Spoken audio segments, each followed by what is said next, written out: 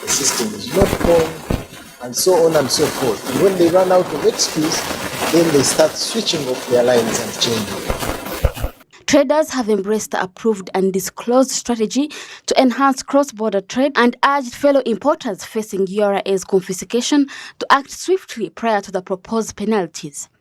URA further underscores the concerning behavior of certain individuals who feign consolidation, importing goods for others without accurate declaration, and such goods eventually abandoned upon discovery. We actually found out that there is a practice that has been happening where people masquerade as consolidators, but actually they are not, and they import goods or they bring goods that belong to other importers, which they don't declare to us as goods that have been consolidated on behalf of other importers.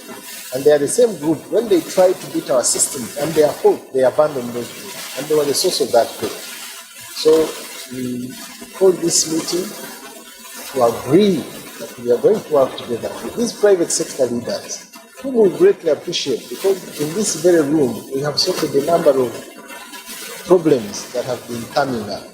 So as usual, we called them again today, we put our heads together and we agreed on a strategy of isolating those brokers who are not proper clearing agents, who are not proper consolidators, but who lure people into consolidating and bringing their goods, and at the same time try to lure our officers and compromise our processes to under-declare and pay less taxes. And when they are caught, they abandon those goods to the detriment of the actual importer. In the different meetings so that we can solve some problems which have been affecting our economy and as trade community. So at this time we have been given a big chance so that we can call whoever knows that he has or he failed to pay the taxes in URA, or he was confused by his or her agent to clear his goods or to get his goods. So we call you upon to come over and we go to URA so that they can give you a release for your goods so that you can go and keep on trading within our country. So we call you upon to come and stop complaining about such issues on social medias, and we are destroying the name of URA, that is the one which refused to give you your goods, you cleared it before, which is not right. So we call you upon as traders and traders leaders to link with us so that we can solve these problems. Yo oli staka biri ku URA otyo okujjawo ngera bulijjo bwe bibadde ku mulundi guno gwe tuyina twafuna musuubuzi munaffe kumpi. We thank the Commissioner General because he has interacted closely with the business people. I take this opportunity to call on to anyone whose goods have been confiscated to come and clear their goods because they have been removed from the penalty. Come before Wednesday, before your goods are auctioned to the market. Consequently, a deadline has been set for companies engaged in non-disclosure of true ownership while importing goods under their names. These entities must report to URA by Wednesday, August 9th, before legal consequences come into effect. Additionally, consolidators are required to furnish a list of those on whose behalf they are importing goods, as importers have been granted amnesty from any penalties. Please come out clean and give us the full list of the people you imported for so that we can clear the goods back to them. Fortunately, we now know who you are. You have gone in our systems. I can read out your names, but maybe to save your face and the embarrassment that you suffer, just bring yourself. If you know you imported goods that don't belong to you and you did not declare who the true owners were, come out clean, because we know you and the law will take its course to pursue you if you don't come. We have given you up to Tuesday next week. So you have Monday, Tuesday to willingly bring yourself to URA and give us the list of the owners of the goods you imported, which we called either trying to be smuggled out or under-declared and are still in our processes. Take advantage of this window of the 2 days and come and cooperate with us so that we can clear goods and give them to the true owners. And if that does not happen, then the law will take its course. When we get you, definitely there will be prosecution because you have caused a lot of inconvenience and pain to innocent importers who trusted you to bring their goods and you did not do your part, clear the goods and hand them over to them. In this case, you realize that the actual importers were not involved. The one who attempted to misdeclare and under-declare are those masqueraders who registered in our systems as true importers, but we found they are not. Now, we are saying if the actual owner comes forward and these people who had imported on their behalf give us the house bills, the details of who the actual importer is, the actual importer will not be penalized because he has done no crime. The misdeclaration was done by somebody on their behalf. So we will give them their goods, they will pay the right taxes without penalty. All right, moving on to the requirements required for the AfCFTA. In an attempt to meet requirements for a fluid Africa Continental Free Trade Area, EAC members are required to liberalize 7% of the tariff lines for Category B critical products. Agreement to this hasn't, however, been achieved. While Uganda hosts a two-day private sector consultation meeting with representatives from the 7 EAC member states, discussion will in part focus on tariff lines for Category B and C products to bridge gaps for the much-anticipated trading window. Pedson Mumbele has more. The African Continent Free Trade Area modalities for Category C products, the East African Community member states are supposed to liberalize only 3% of their tariff lines, but they are not supposed to exceed 10% of the imported products from other African countries. For the modalities of Category B products, which are sensitive, the East African member states are supposed to liberalize 7%, and this has brought some sort of disagreements between the East African Community member states. It's because of this basis that the East African Community Private Sector Consultative Meeting is in Uganda here to come up with outstanding tariff lines. We are happy as the private sector to be holding these conversations, discussions around the Category B and C tariff lines to be implemented under the AfCFTA operationalization. What's extremely important for us today is that as the private sector, we're having this conversation ahead of the governments, the partner states, meeting to finalize. And we are finally taking that position that should lead integration, not just in East Africa, but across Africa. Because you know, the aspiration of the East African community is for integration to be private sector-led and people-based. So it's fantastic that the private sector is sitting ahead of the governments. Now, because this is of interest to the private sector, we thought it's better for the private sector to come, look the outstanding tariff lines where the partner states have failed to agree, because you find some 4 countries have agreed, maybe one have not agreed, in the other tariff line 3 countries have agreed, 2 have not agreed so far. So the private sector will sit here for 2 days, looking the outstanding tariff lines, which are supposed actually either to go to sensitive product or exclusion list, and recommended those products to be actually put in the sensitives or in the exclusion list. In 19th February 2022, the East African Community Partner States adopted the East African Community Tariff Offer for Category A products amounting to 90.2%. 5,129 tariff offer lines out of the total 5,688 lines were to be liberalized in 10 years after the start of trading under the African Continent Free Trade Area. An East African extraordinary meeting of the Sectoral Council on Trade, Industry, Finance and Investment also directed the EAC Secretariat to convene an expert meeting in 2022 to consider categories of B and C of the East African tariff offer. However, there has been some lack of information on which products lay under which category.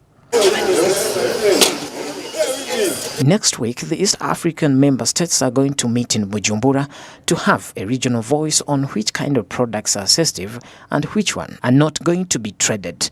Private sector before the EAC partner states meeting, which is happening in Bujumbura next week, is to have this regional voice of which kind of products the private sector itself, because it's private sector which trades, so which kind of products are going to be put under the list of sensitive products and which products are going to be put under those which are not going to be traded.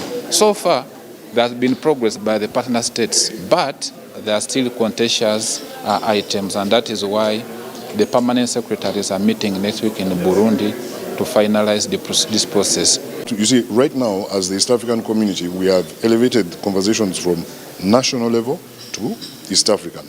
And from East African, we are going Africa-wide. By February 2022, the African Continent Free Trade Area so far verified 29 tariff offers to ensure that they meet the modalities, which was anticipated to increase to 34 once the East African Community partner states are verified. According to records, the verification of the tariff offers ensure the African Continent Free Trade member states to meet the minimum requirements to start trading under the Continental Free Trade Area Agreement. Pedson Mumbere, Smart 24 TV, Business Today. Now looking at the unsafe waters following the recent Lake Victoria tragedy where 2 boats capsized and caused linked to overloading, turbulent weather and lack of protective gear, a section of legislators from the island districts have urged government to consider tax exemption on life jackets among other precautions. The proposal is informed by the growing need for the protective travel across Marine District as a second August catastrophe only had life jacket-clad travelers survive.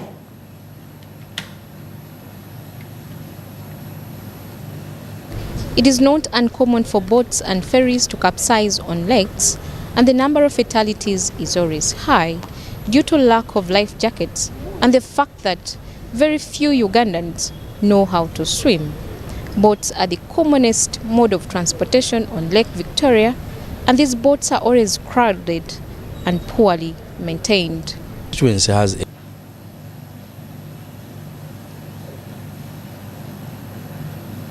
It is not uncommon for boats and ferries to capsize on lakes, and the number of fatalities is always high due to lack of life jackets and the fact that very few Ugandans know how to swim. Boats are the commonest mode of transportation on Lake Victoria, and these boats are always crowded and poorly maintained. Constituency has 84 islands, and on these 84 islands, it's only one where government put a ship that connects Entebbe to Kalangala and Kalangala to Masaka, only one island. All the other islands have no mechanisms of transport. So people are just even helping us. If it was a business venture, everyone in town would have been going to put a wooden boat. It's not a business venture. So our people should just be helped on how to continue in business, to improve what they have not done. But putting a lot of measures, regulations, arrest, detain, what, it will kill even the simple development that has been viewed on the islands. It will be taken away. If you see the mess around there, you'll cry tears. If you see the vessels, water vessels, dilapidated water vessels, there you'll cry tears. So we have to invest a lot in water transport. Because the only thing that we have to do is to make sure that we supply and provide quality water vessels to our people. And we should put standards. But there is little, particularly in manning and enforcing the law on water. Those that would be giving a hand manipulate and are only after corruption. You find the people on a water vessel without jackets, without how do you call them, safe gadgets, like water gadgets. And that has brought quite a lot of problems. Majority of the water vessels are rotting. They are in timber because people cannot afford expensive water vessels. The accident that claimed many Ugandans on the 2nd of August, many of the victims had no life jackets, and the ones that had poor quality, meaning that many life jackets on the market are not certified by Uganda National Bureau of Standards. We call upon government to exempt taxes from life jackets, because life jackets are not luxury or skimpy dresses people would be putting on. They should exempt taxes on them. If government cannot give free, like they are doing on mosquito nets, they are doing on sexual protection against HIV, let's also do something on life saving on water. A life jacket, if is one of a good quality, can take someone even for some good years without changing it.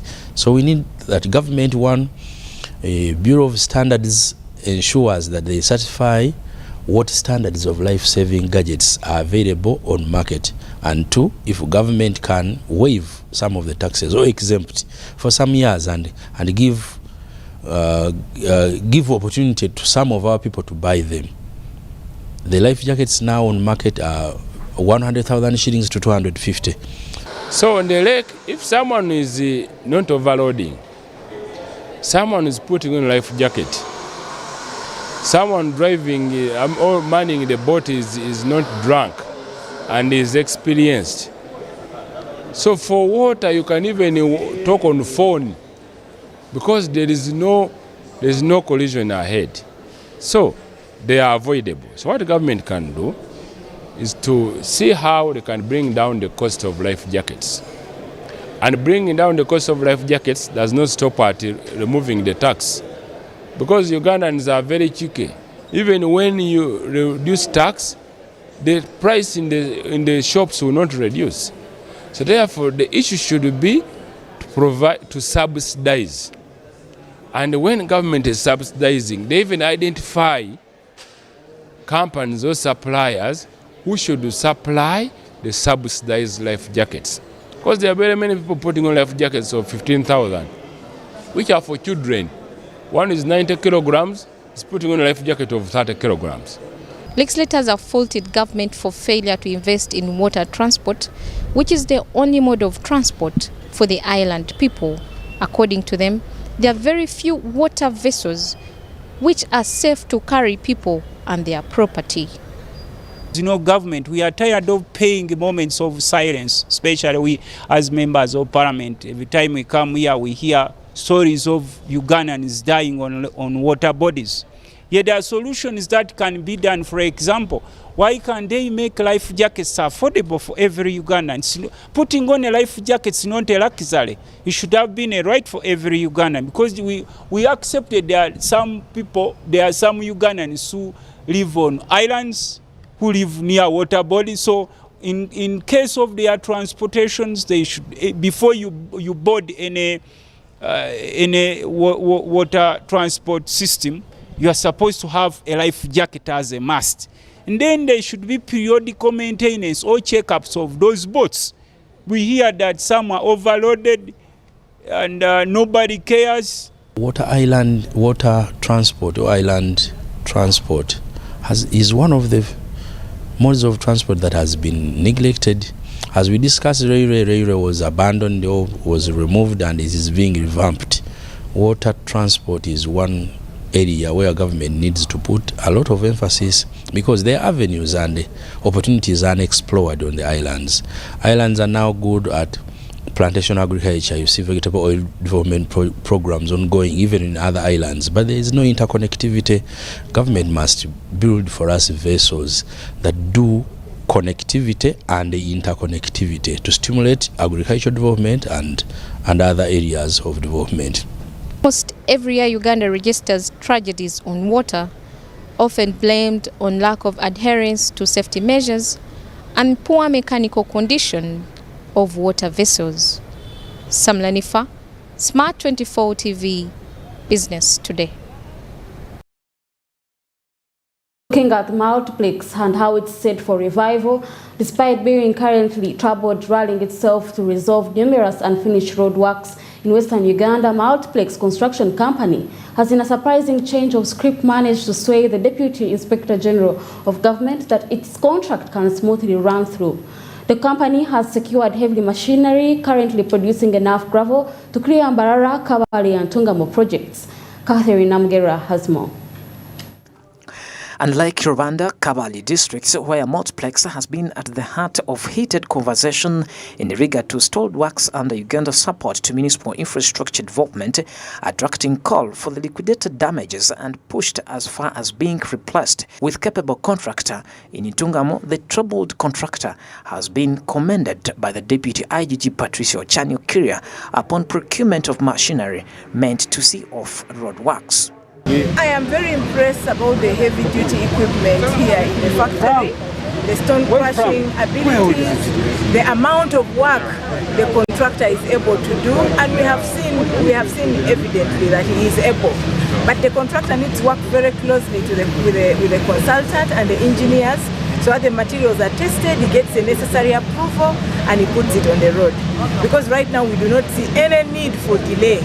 And he has pledged that he's able to fulfill the terms and conditions of the contract and play his part. And the cause of the delay has clearly been elaborated to us. We have seen that both parties actually had hands to play in it, and even the necessary clearances by NEMA, the National Environment Authority, has been obtained. Multiplex Managing Director Boss Moses maintains that the delay has been in response to NEMA's failure to issue a license that would grant them freedom to produce gravity, a key component in the construction works.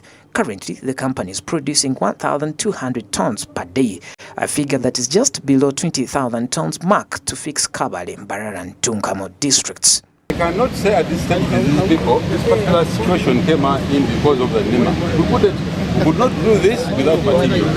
Okay. So we crushed these materials in the last 2-3 months. Okay. Yes. And you have ability to even crush more?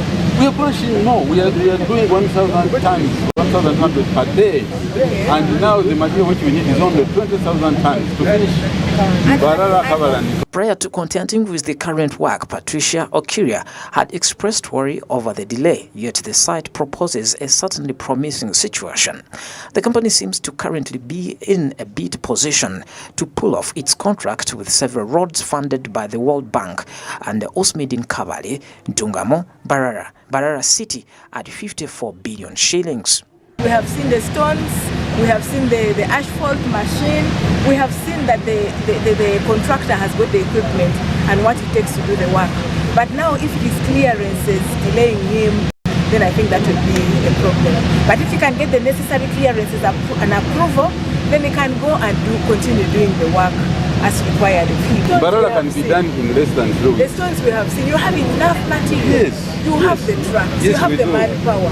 So what is the delay? Is it this group? Multiplex MD Moses stresses that the fact that he has been at the forefront of realizing a local construction company in the last 30 years, a cause that he truly believes in as far as local content is concerned.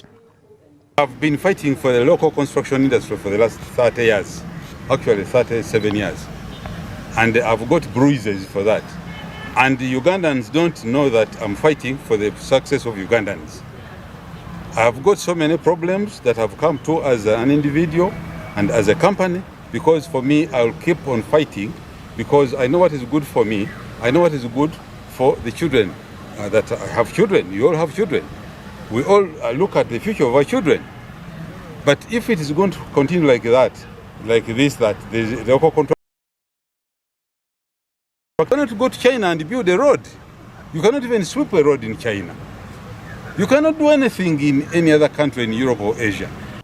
As new efforts for completion of secured contracts in Barara, Kabale and Tungamo share up, the former district is yet to realize complete works in the heated up contract bound by the few months ultimatum set for the contractor. This story was compiled by Catherine Namgera and Bedson Mumbere for Smart 24 TV Business Today. Business Today is going to take a short break, but we will be right back. Stick around.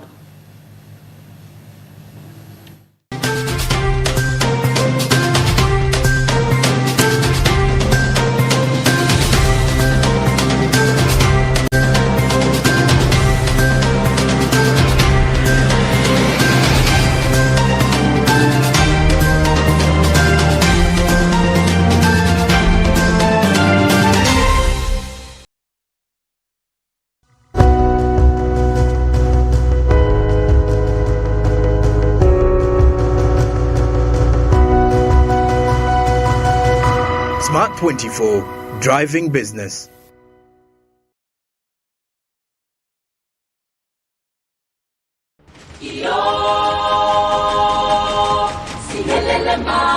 In a world where trade drives economic growth and development, Africa is now embracing a new era of intracontinental trade through the African Continental Free Trade Area to unleash its immense potential.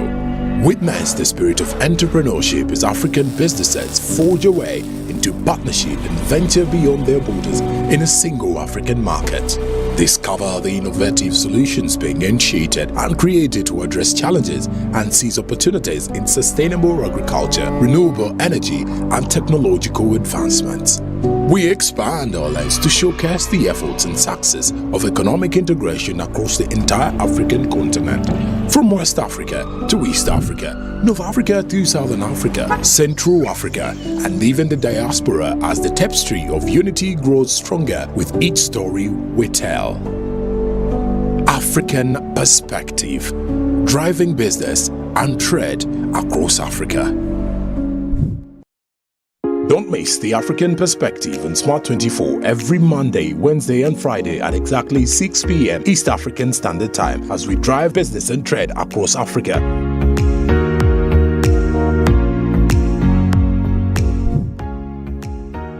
Download the Smart Digital app on Play Store and enjoy your favorite TV shows, documentaries, and radio in your palm on the go.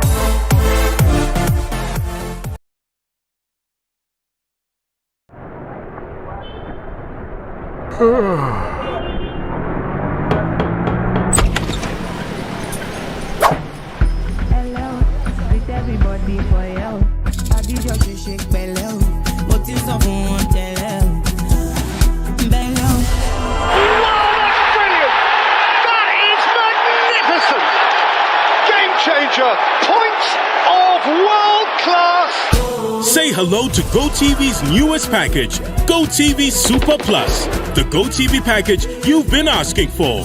GOTV Super Plus has all the great channels you love on GOTV Super. Plus, big-time international and kids channels the whole family will love. Plus, plenty of live Premier League action on Super Sports' dedicated Premier League channel.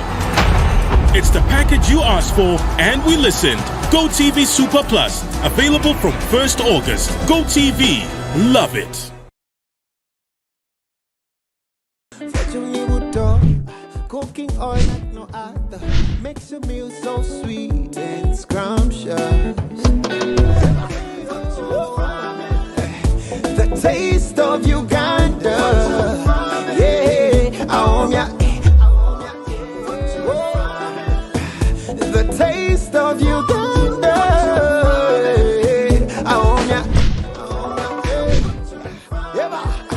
the taste.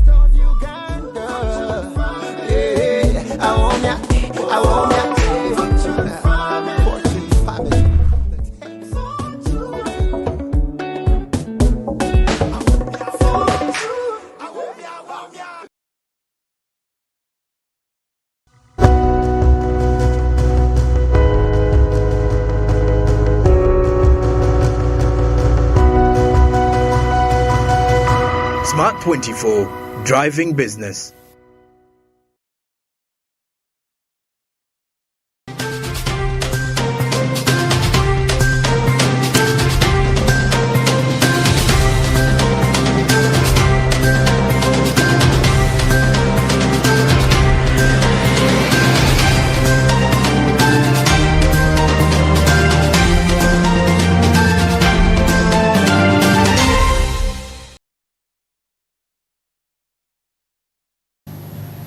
You're still watching Business Today, and if you just joined us, I'm Rana Nahabwe. Now moving on and looking at promoting tourism. Tourism in Kigezi Sub-Region, Kabale University has launched a Tourism and Hospitality Institute. According to Kigezi Tourism Cluster Chairperson, Engineer Ivan Babaziwatuma, the initiative will support best tourism practice capable of influencing the regional growth, employment, and forex receipts. Dr. Christine Ampumuza, head of the newly established Tourism and Hospitality Institute at Kabale, has expressed immense pride in the milestone, highlighting the institute's mission to provide top-notch education, skilling and offering knowledgeable tourism practitioners, a potential score for the local tourism industry. By the time I joined the university in 2003, the program was running with 2 students, and the Lord has helped us to grow to a population of over 280 students as we speak now.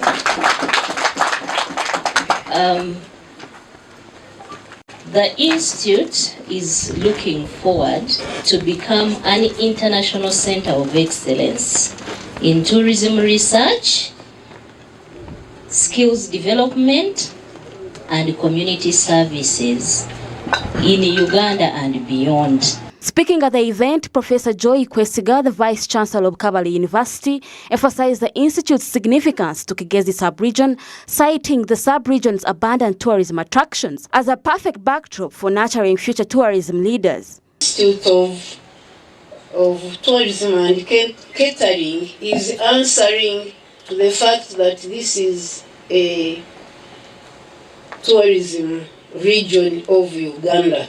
So we are being relevant to this call, and that's why we are happy that it is growing up. In the same way as we do other faculties, let me just give examples for illustration. We have a faculty of medicine, not because we just wanted to train in medicine, but because we realized as promoters of the region that Kabale Referral Hospital was ailing. Each time they brought experts, they would spend 2 months, 1 month, get promotion and go. Engineer Ivan Batuma, Kigezi Tourism Cluster Chairperson, further encourages students to utilize the acquired expertise to contribute to the community development. By doing so, they can become catalysts for growth, sparking positive change, and the Institute for Tourism and Hospitality is poised to bridge the gap between academia and the dynamic tourism industry, as Engineer Batuma highlighted. By introducing innovative approaches, the Institute aims to promote sustainable tourism practices, ensuring the preservation of the region's natural wonders. By working together, we can find innovative way to protect and preserve our natural and cultural heritage, ensuring that future generations can also experience the wonders of the world. We need to preserve our environment. Sustainability has become a driving force in travelers' decision making. Sustainability is decision making. The travelers think about how is your area talking about sustainability. And it is a vital for the industry and academia to collaborate in creating responsible and eco-friendly solutions. Kigezi region, renowned for its exceptional tourism offerings, boasts of several notable attractions. Bwindi Mugahinga Conservation Area, a sanctuary that shelters more than 70% of the world's mountain gorillas, pride in Lake Bunyonyi, Africa's second deepest lake, all add to the quest for tourism production. Dobatindi Amhachi, Rona Nahabwe for Smart 24 TV, Business Today.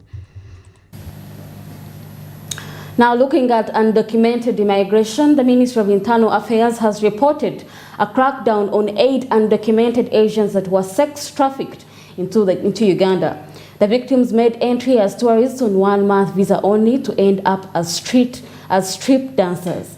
The victimized group is believed to have eventually engaged in prostitution, a form of trade the Internal Affairs spokesperson Simon Peter Monday calls gainful employment without valid working permits.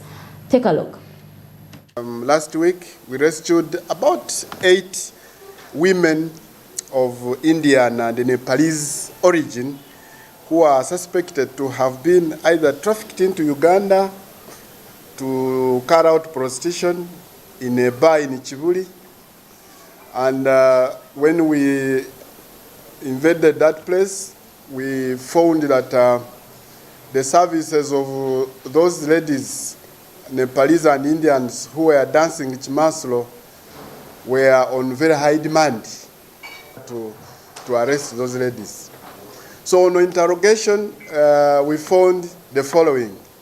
One, that these girls, especially Nepalese, they came here as tourists and were given a 1 month visitor's pass on entry at the airport.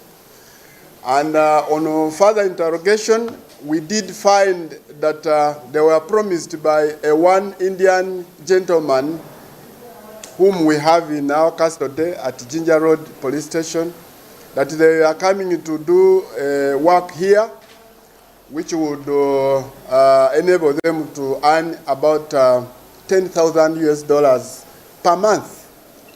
So on reaching here, according to the reliable information we got, these girls were put in a house in Namuongo, and they would be fed. Of course, they would be given all the necessities of life, and then in the evening, on particular days, they would be transported to this bar, which I name known as the Bollywood Masala in Chibuli, for them to do strip dancing. Now moving on to a rather interesting one, Uganda Cricket Association has secured 30 million shillings in sponsorship from beverages company Harris International to support organizing the annual cricket tournament, a benchmark for young athletes to participate in future international tournaments.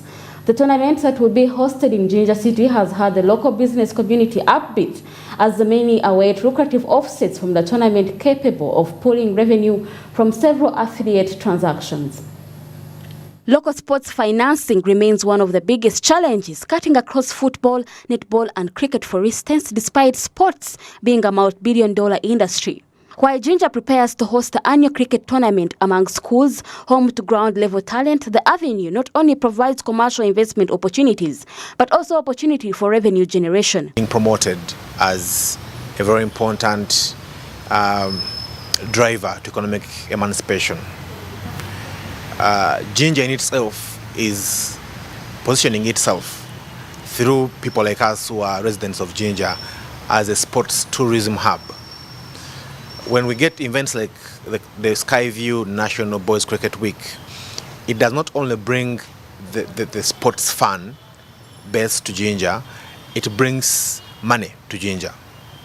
So it's a 7-day event, so we are seeing people coming and booking hotels in Jinja. We are seeing hawkers, we are seeing kiosks, we are seeing small business people tapping into this opportunity. But most important, as it is a mission for East Enders Sports Hub to use sports as a tool for economic emancipation, it is going to give the cricketers, the youngsters, an opportunity to showcase their talent, an opportunity to be seen. 16 schools have confirmed participation in the games that will be held in the eastern city of Jinja. Harris International's public relations officer, Ishita Atkunda, confirms having handed over the sponsorship package, a breather to support upcoming athletes. According to Alan Mugume, the chief executive officer at Uganda Cricket Association, the tournament will also be used to select players that will represent the country at the international cricket tournament. Uganda needed that boost, needed that support. This event has been going on since 1939, but a lot of people maybe don't know about it. A lot of young people in schools haven't discovered the thrill of the game of cricket. That's why we came on board to add in the efforts that the Cricket Association has been doing to push the game in Uganda, to make sure that new young people discover this game, discover themselves and their talents to this game, and Uganda's cricket legacy and reputation keeps growing as more people join the game of cricket. I'm very, very excited because it's not just support for the event itself, but the outcome of the event. Once the event gets support, then it contributes to the growth of the game across the board. So we're very, very excited. Thank you so much. Now, as the main BRICS summit nears later this month, Youth delegates have emphasized the instance of cooperation to carefully advance the energy sector amidst climate protection.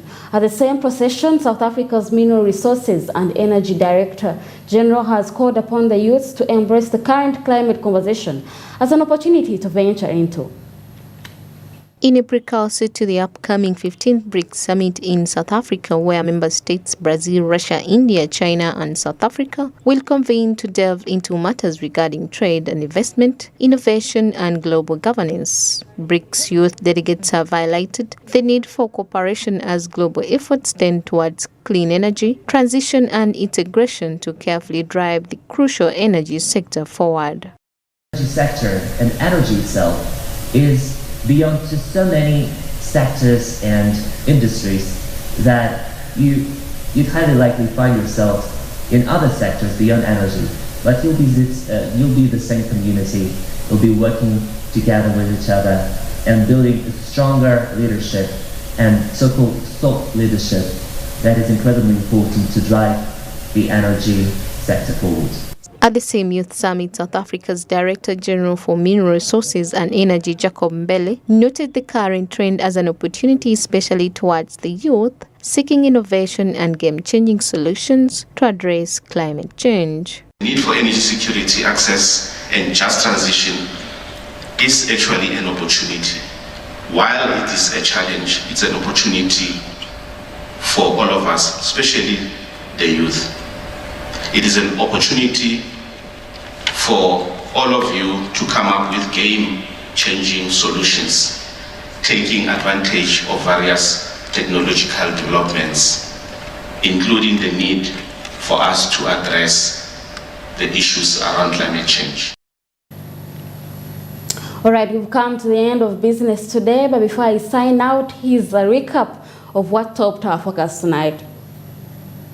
In business today, traders and Uganda Revenue Authority have worked out a strategy to counter import fraud. Deadline to reclaim abandoned goods set to tomorrow. And East Africa required to liberalize tariff line, 7% for category B, 3% for category C products, as disagreement among states still inhibits progress. Government considers regulating marine transport following the Victoria tragedy.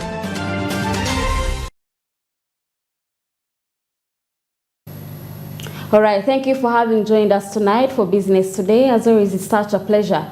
I'm Rana Habwai, together with Winnie Weens and Aka Wachi for the sign language interpretation. In case you missed any of these reports, you could watch on our YouTube channel at Smart24 TV Live and follow on our social media platforms to be up to date with the latest business news within the region.